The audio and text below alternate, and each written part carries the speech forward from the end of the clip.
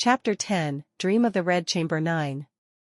The emperor brought his ministers down to the ground and allowed each family's children to pick some fruit for their family, pick more or less, and when they came back they would take more or less. The women were all dressed in intricate skirts, so they didn't go. Dayu saw from afar several young men picking melons and beans on the ground, secretly whispering in Nanhoa's ear, "Mother, I also want to go to father, can I pick beans for you?" Nanhoa knew she was actually just playful. The little girl was raised by Lin Ruhai to be just like a boy, looking coquettish and timid. In reality her heart and eyes were completely different from the current young lady. However, Nanhoa also indulged her. "Then you go and tell the third princess yourself, and bring your younger brother along." Dayu hesitated for a moment, but in the end she couldn't help but go. However, she was very lucky to say it. "I also want to be like other brothers, bring my younger brother to personally pick some fruits for my parents." The imperial princess continuously nodded, praising her for her filial piety, letting someone take her away, and also telling the 10th imperial grandson, who was also her 5-year-old biological son, to take good care of his younger sister. Dayu made a thank you gesture, smiled towards Nanhoa, and took Lin Duc with her and left.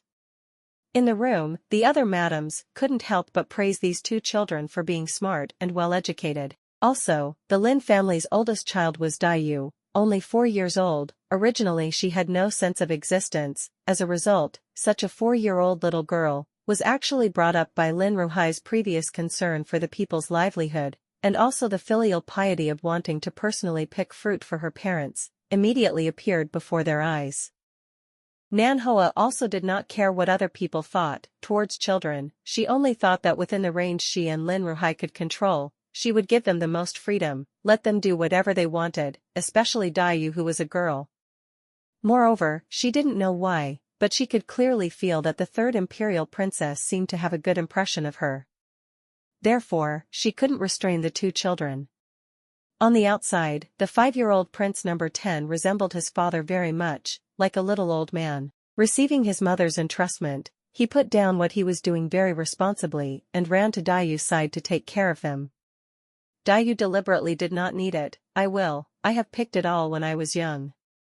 "You go and pick it for your father," my father said. "The things our children pick are delicious." The 10th prince was surprised. "Lord Lin also grows crops?"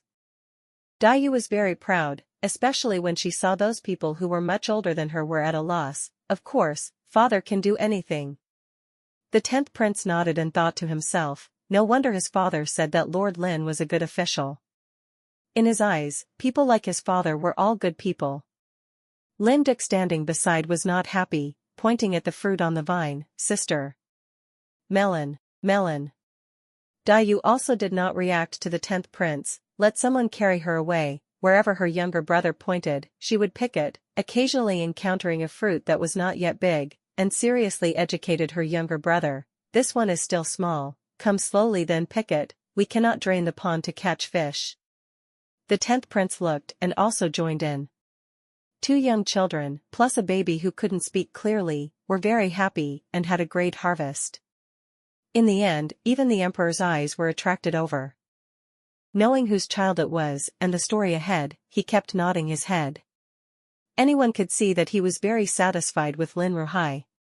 Today is the most satisfying day for Lin Ruhai. It seems like all the years of frustration have been released in one morning.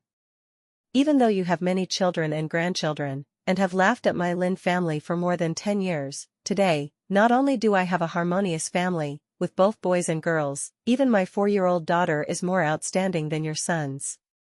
From this time on, Lin Ruhai and the third prince gradually got closer. Sometimes, the third prince would even call them to go farming together to help with the crops. Nanhoa was also often invited to attend the third prince's wife's gatherings, sometimes just the two of them, chatting happily in the room, while Dayu, little Lin Duc and the 10th prince played together. The whole court's civil and martial arts ministers looked at Lin Ruhai with increasingly strange eyes. Being close to a prince, not to mention the benefits, but to go farming? Nanhoa laughed at him. "With your skills, the third prince really dares to let you do it." Lin Ruhai smugly swiped at his newly grown beard. "You only need to not see me for 3 days, just wipe your eyes and look. Next spring I will also establish a farm in the mansion, let you see my current ability.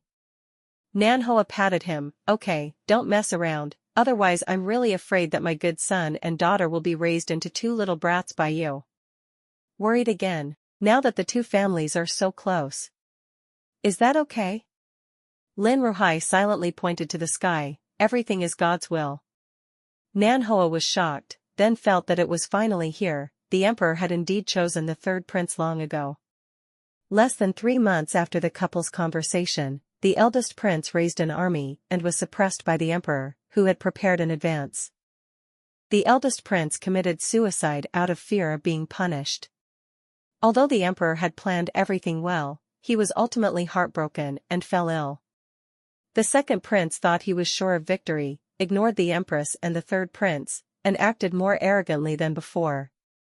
The emperor was so angry that he cursed loudly and took away the second prince's title.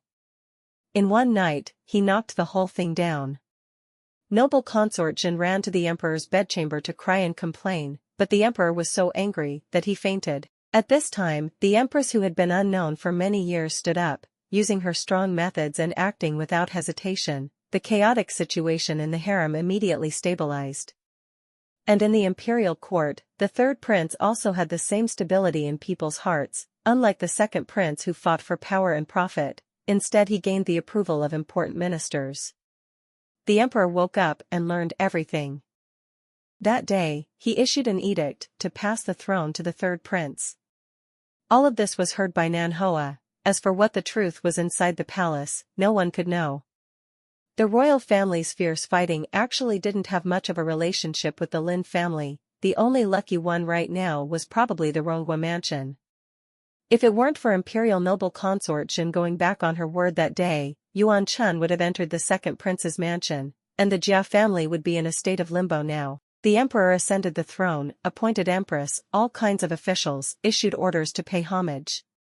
When the new emperor ascended the throne, the whole country was in chaos, but in fact, Jia Hu, when the new emperor opened the imperial examinations, passed the imperial examinations. Although he was not among the top 3, he still had excellent results, caught the emperor's eye, and entered the Hanlin Academy. The emperor ascended the throne. In order to appease the old ministers of the previous dynasty, he transferred a group of important ministers of the Supreme Emperor period. Among the 4 archdukes and 8 dukes is the Wang family, Namen Duke. The son of the Wang family rose to high positions. The Wang family in the capital was hot to the touch. The Ronghua mansion as a marriage relationship also continuously interacted with the Wang family.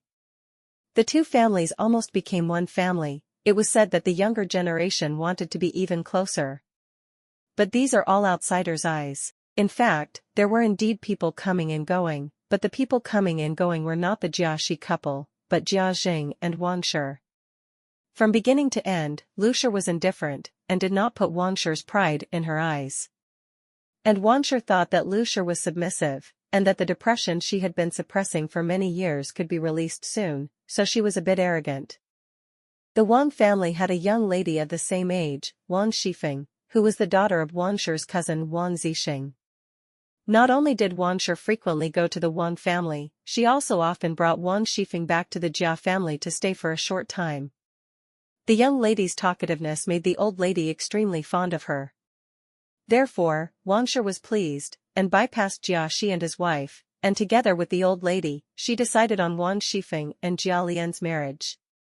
Lu Shi was furious. Jia Lian's parents were both here. You, a aunt not of the same genus family, a 5th-rank official's family member, where did you get the guts to decide on a marriage for your nephew, a 1st-rank general's son? Still decide an ignorant girl? Lu Shi immediately went to Jia Lian to confirm whether he had ever seen that girl before. Although Jia Lian seems to be a bit indecent, this is just a symbol left behind. Having been raised under high pressure by his biological mother for nearly 10 years, he has long since been reborn. How could he go to the inner courtyard to see a girl? Lu Shi let go of her mind, packed his things, and sent him to the Beijing library to read books, not coming back until the new year. Jia Lian, who didn't like reading, was full of sadness and left. Lu Shi grabbed Jia Shi, who was digging for antiques everywhere, and rushed into Jia mother's room, tearing the many years of grudges in Ronggua mansion to the outside. Nan Hoa was at home with the two children reading books and playing games, so the servants of Ronggua mansion hurriedly ran in. "Young lady, but not good," the old lady fainted. Nan Hoa stood up in surprise. "What happened?" "I just passed by the mansion, the old lady was really fine, how did she suddenly faint?" That servant knelt on the ground and said with great skill. "The second lady lied to the eldest room, to find someone to be engaged to Lien young master, the old lady fainted." Nan Hoa immediately understood, afraid that the eldest room wanted to take this opportunity to make a big fuss, to split the family. After calming Dai, who heard the news and was very worried, Nan Hoa brought people and hurriedly went to Jia family. Just entered Jia mother's room, immediately saw the tense atmosphere inside, people from both rooms were kneeling at the edge of the bed. Jia Shi's face was full of dissatisfaction, Jia Zhang's face was full of shame. Beside her, Lu Shi was crying miserably and emotionally, while Wang Shi deeply bowed her head, her back was not bent, it could be seen that she was currently straight-backed, and did not feel that she was wrong. Jia's mother lay on the bed with her eyes closed, the maid kept helping her breathe, softly advising her. Jia's mother's chest still heaved, obviously very angry. "Mother," Nan Hoa walked a few quick steps and came to Jia mother's side. "Min Ni Ah," Jia mother heard her voice, immediately opened her eyes, grabbed her hand and cried, "These unfilial descendants are trying to anger me to death." Nan Hoa quickly took out a handkerchief to wipe her tears and continued to comfort her. Jia's mother was really angry this time, her tears were flying, she kept scolding her two unfilial sons, especially Jia Shi, from when he was young and refused to obey discipline, to when he became an adult and had no knowledge or job, then to the Jia Lian incident, and finally today he was unfilial, scolding Jia Shi until his face turned red.